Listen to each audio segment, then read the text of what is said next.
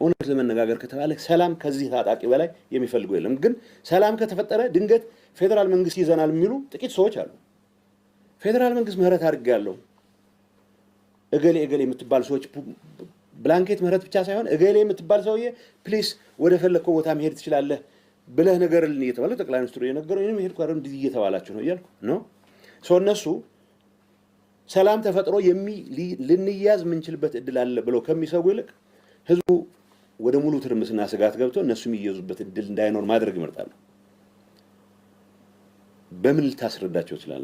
በምን ልታሳምኑ ይችላል? ይሄ ስለ ሁሉም የጦር አዛዥ አይደለም ያወራሉ። ስለ ሁሉም ፖለቲካ መሪ አይደለም ያወራሉ። ጥቂት ሰዎች ናቸው። ግን ደግሞ የፈጠርነው ፖለቲካል ካልቸር እንዳልኩት ነው።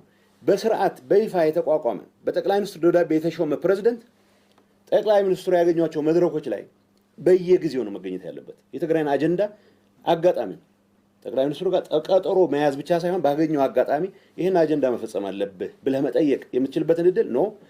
እዛ ከታየህ ጥቅም አሳልፈል ካሜራ በማይቀርብበት ቦታ ግን ምዕራብ ትግራይ ተፈናቃይ መለስ አይደለም የሚጠይቀው ወደ ወንበር ይመልሰኝ ያለ ይተሟገት የሚለው